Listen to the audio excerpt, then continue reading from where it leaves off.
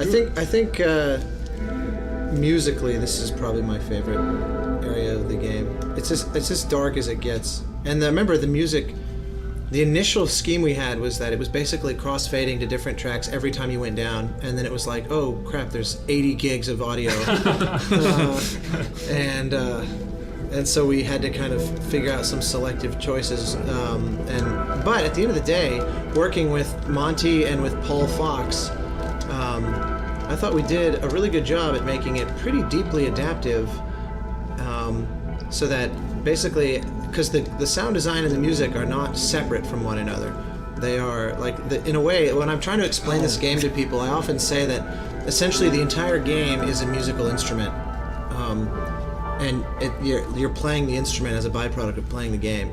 Yeah, I mean, one of the most basic pieces of feedback we got in, even the Flash version, was every time you ate a food, it would digest down your body. It would play a different note every time it hit a different segment. So, like, the longer you grew, the more satisfying it was, and the more musical it was every time you. Which was really tricky because I didn't want the music to all just mindlessly drone in the same key. But if you have these things triggering specific sets of notes, and the background music behind that is changing key sort of organically as you progress, really quickly your food starts to get dissonant against the score. And that ended up being one of those things that initially was a mistake, and then I kind of got intrigued by and would intentionally sort of work with, and to try to create a sense of like tension, you know, in an area of the game, and to kind of play with like where certain areas might feel kind of darker than others, and there was a ton of. It's funny. It's in hindsight, this was really quick development time. Like it felt like a long time for me, so even though it wasn't. Speaking of that we spent 7 months developing this, I believe it was. It was basically like June or something to January or so, right? Yeah. Right. Yeah. And then, of course, Flower was 2 years and Journey was 3, so this was by far. Very, very short. This was the equivalent of developing like the Graveyard and Journey. Work hours, though, I'm not sure if flOw is any less. flOw is a big crunch project, which is the industry term for not going home for 52 days in a row. Right. Yeah.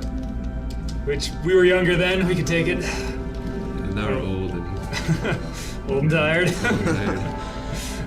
Not much life left in us. It was definitely. I think though there's something cool about the fact that because I on the music front I was equally totally felt like I did not know what I was doing. You know, the way you guys were describing yourselves in terms of programming this for this hardware and all that, interactive music was essentially 100% new to me. And I knew it from the standpoint of a gamer, but from composing interactive music was new. And also... This was your first game score that you composed? First real... I mean, I had done some student projects before that, and then, of course, the student version of flOw. Mm-hmm. But this was by far the biggest undertaking I had yet done at that point. And so it was hands down the deepest I had gone with interactive audio. And for the first product, it's pretty good, you know. Oh yeah. It definitely have this feeling that the sound and the music are written together, and everything has, you know, everything you do has a sound integration to the music. Well, that you know, it was funny that I was sort of credited as music and sound design, since the idea was that they not be two different concepts, and it's just the audio of the game, and because you know, unlike Journey and even unlike Flower, there is no like literal real Foley needs. You know, like there's a few basic sounds like when you do your little sprint and things like that, but basically everything is the music, and. So it was funny because after it came out and I got a few calls like, oh yeah, I see you do sound design, we're working on it. I'm like, no, I definitely am not a sound designer.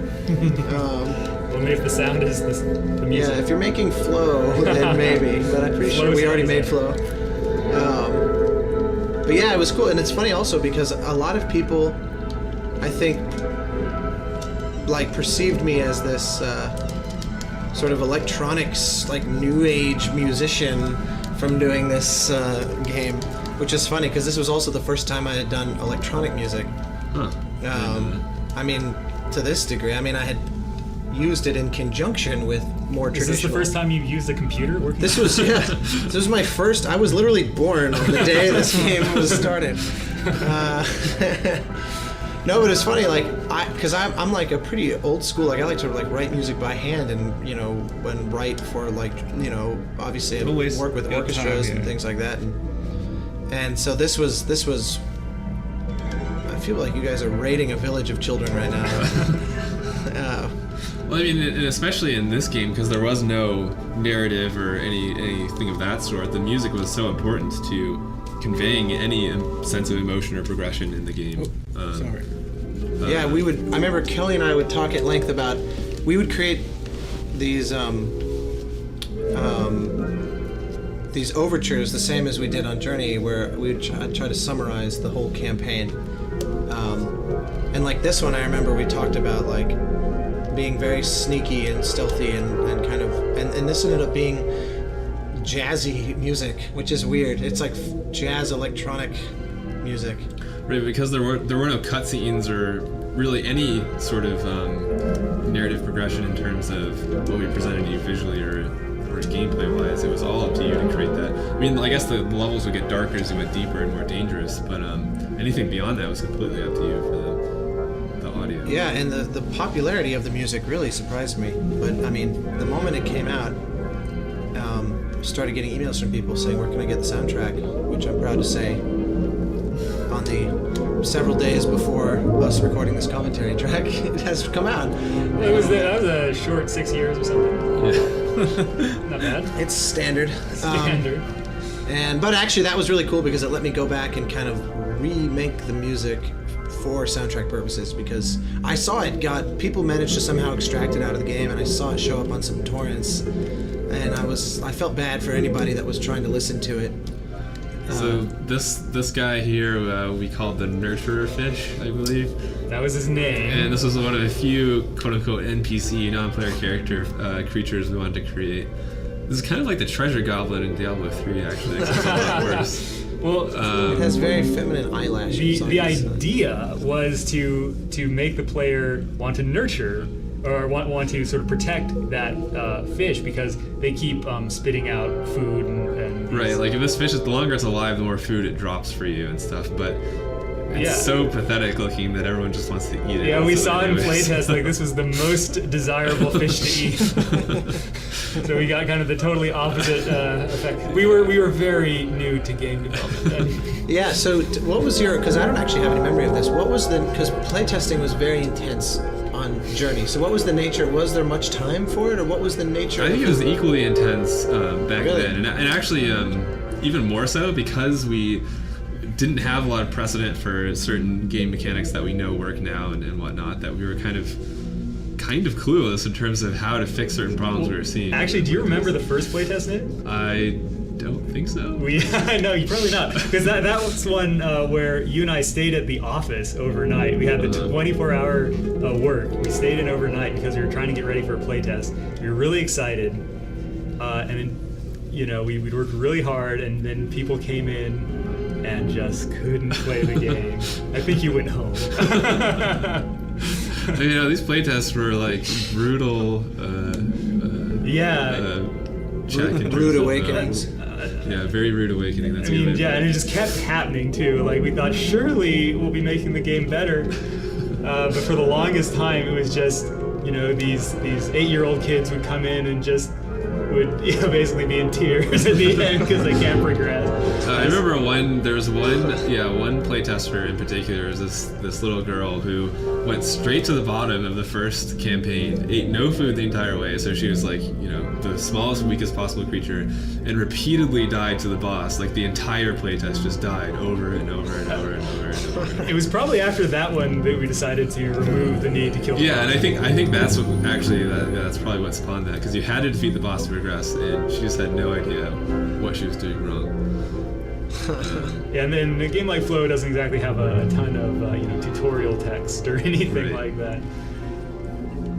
Which was one of the goals of the game, but we didn't quite have the design tools to follow through on that 100%. So I feel like this fish here, the rogue fish that we're playing now, is kind of like the last one that we designed. I think so. And I think you can tell just because if you look closely, he's actually like the first two fish that you play. Combined. Yeah, you got the snake tail and then the jellyfish body. Right. That's how we added new mechanics here, added more value for the player. Well, yeah, I mean, the team is much smaller for the first product. flOw was mostly just the two of you, and then later on grow to 5. Right, it was me, John, Kelly, we hired Martin, we had... At what point did Martin, because he didn't start on it, right? It was... Or No, Martin came in to do this fish. This is the first creature Oh. that Martin implemented. Because that's all so blurry in my mind as to who was on the team at what point. Can you talk a little bit about the meter on the players, just so you know how long you can be stealth? Yeah, the idea is you got these like segments right below your head, and as you stealth, they will kind of fade and empty out, so that they're one of them emptied. And then once they're all empty, you can't go into stealth mode any longer. But I think that amount of nuanced detail is just completely lost on most players, unfortunately. Yeah, it's very interesting to look back at this very first game. It has already a lot of, I would say, DNA and footprint about the future games to come. You know, a lot of kind of foreshadowing of the flower and journey. But it's also like there's a lot of rookie mistakes we've made. It's still there. We haven't really played this game for quite a long time. It's really refreshing just to come back to see it. Yeah, I think the simplicity is definitely very inspiring still for me to see this. Is there anything that you've seen so far that you just straight up forgot about? That has like shocked you? Straight up Because I totally forgot about the nurturers. A good idea. That's a good choice. Like I really, and it's funny. As soon as I saw it, I was like, I've seen that before, but I thought it was like a dream. It didn't strike me I as the think, most familiar. You know, one thing we did right in our later games is took the time necessary in order to really fine-tune a lot of these ideas. And on this project, really the goal was to finish this for the launch of the PS3, and so we were just working very hard and didn't have enough time to really polish a lot of the ideas we wanted to implement. So, Although I think that is part of the charm of it. Like in hindsight, that's one of those things that, to me, it doesn't actually feel hindered by that. You know, like it doesn't play to me like a game that was just cranked out as fast as possible. oh no, definitely not. But that simplicity is definitely there. There is another way of looking at it. I mean, people would often compare this game to Pac-Man, which is obviously a fairly simple game, and so you can still say, well, we spent 7.5 months making Pac-Man. So there's still quite a lot you can do there. That's better than comparing it to Spore. What I do like to see is actually, the amount of tension put into the music, the design, the visual to bring a unique feel in each level, and that has been executed quite well. We kind of kicked it up a level during Flower, but even in flOw, I start to see the connections, between our game. The fact the different creatures designed to evoke different feeling when you're playing, it's actually quite well done. So for example, the roguefish is supposed to feel, sneaky, kind of almost like a Metal Gear Solid kind of game. And now this next one that they're going to play, we call it Shark, a very predator fish, and you can see how their behavior is very different. Whenever they are sensing there's a potential prey nearby, their body will go red automatically. And the way, just like an auto attack. yeah, the way they tear other creature apart is very vicious. And I think the music is definitely very jarring, and maybe you can talk a little bit, or the sound effects rather.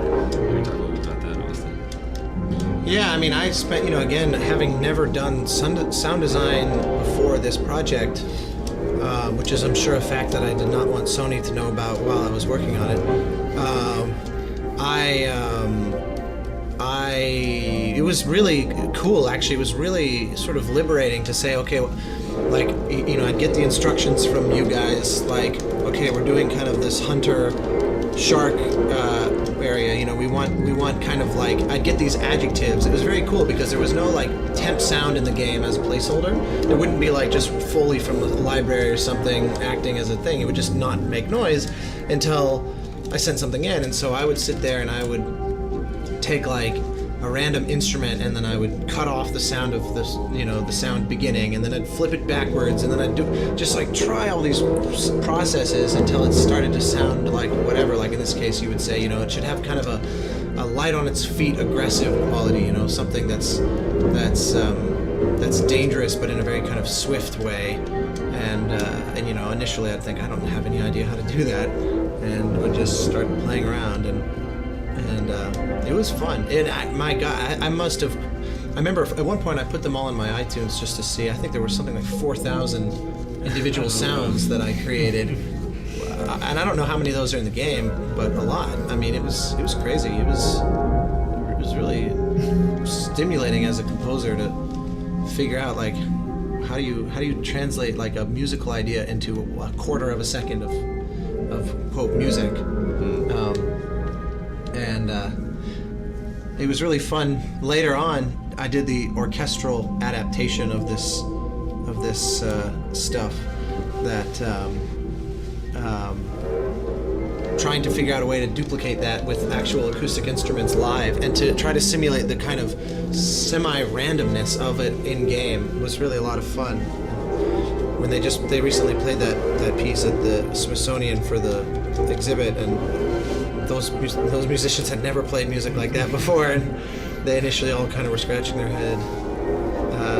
But they did a good job. It really came off. It was really cool to see that. It was a very surreal moment actually to be standing in the Smithsonian and be like, so something that started as like a college student is here now. It was very crazy to think about. So one of the like another foundational principle that we've kind of built on since flOw is this idea of graphics and visuals being very important to the player's experience. And so during flOw we had this phrase glow theory. So we had flow theory, which was how the gameplay should be designed, and then we had glow theory, which was how the visuals should be designed. Which is basically you should add as much glow as possible. That's glow theory. The more glow, the better. Like every piece of feedback needs more glow. And we've basically just been just refining our glow technology ever since flOw. Whose job was that? Like these background kind of misting clouds. Who? Well, I was the lead glow engineer. Okay, got it. The background is a lot of that's is George Weissing, who is our design mentor from Sony. Yeah. So designer who have the desire to make art has an opportunity to put them here. It's just like piranhas swarming over the I think this helpless. This is maybe my favorite level of the entire game. I think it conveys the sense of this creature the best. You know, I Just currently have devouring no ruthlessly. idea who anyone is. Yeah, I think that's the point. It's just utter chaos, hunger. Yeah, It's about lunchtime definitely. now. Yeah. Well, in the original, one of camera's the a bit too creatures, close. one of the creatures that was, because you end up down in like this dark kind of black space, and that's sort of the way the first campaign ends. And as I recall, at one point or another, there was going to be a creature after that was almost like the snake level backwards. That was like, because I wrote a whole thing of music for it that we put out on the soundtrack as a bonus that was called The Homecoming. Right. That was like, and I don't even remember what the creature design was. It was supposed to be like a mixture of all the levels you had played through, I think, as kind of like a final Last Hurrah kind of level. Yeah, and it was super like warm and beautiful, and Yeah, it was gonna be like champagne colored or something like that. But we didn't have time to follow through with that. So. Yeah. This is a very sad level where you get to eat your babies. part of the subtle commentary that is this game. Yeah, the whole idea of going down and deeper and darker territory, I think, was very much inspired by Motherlode, which was one of my favorite Flash games at the time. Oh, man. Like that feeling of venturing into dangerous, dark territory was very exciting. And only the very dedicated Flow players will ever get to meet Mr. Natas. in this game. All right, ooh, this is a rainbow level. Good job, George. Yeah. I always love the way Cool. they just kind of swim off screen too. That's nice. Yeah, I mean, George did a lot of cool stuff Seamless. where like the visibility of the particles is based on their velocity, so as you kick them up, they become more visible, and a lot of good feedback for moving around through the particles Alright. through glow theory. So here's the finale. Edible credits. It would be wrong, but I actually think this is probably the most beautiful level, with all the designs around the names. Here This we level. Oh, hello. There's our USC. So this is the team who did the actual PlayStation 3. House Hui was the art director. And then next one is actually the people who helped us building the game. Jonathan Blow, John Aquist, and the other, artist contractors who come in later. Todd Fermansky was a programming contractor who also became the name of our shared data server for many, quite many a while, years. yeah. He lived on past his tenure. Like he couldn't. This level Our server. actually caused quite a lot of trouble for us because we had to have all the textures for these names. You just ate Randall. And By the way, Randall Lowe, the producer of from Sony, is with us at the recording. Howdy, everyone. There was Randall's commentary. I felt very proud, by the way, to have my own tier. That was a high moment in my life. Yeah, from that point, I think we always treat the music as something very, very important. Well, who gets all these tails? That's I think that's me. person. I'm not sure why exactly. I think You're hogging your share of rest of credits. us Yeah. I think you're all are, feeding me. But pretty much in the we're the wrong fish for this level. I purposely switched it because I don't think anyone did that through the whole thing. Interesting. actually with us is also community manager Aaron Gromish, and Amish Gromish. can you find yourself in this? Yeah, I was like earlier, but like whoever is the fish, like the long-tailed fish, the credit fish. Okay, it was back So in a re- special So I got sense. you. Rewind. I think we're near the end here. It's the complete flow experience. Whoa, Glowy. Glow, right? Sorry. Yep. Yeah, so I guess this is, originally you guys have a plan to do a final level that covers all the mechanics, but this has become the final level. Yeah.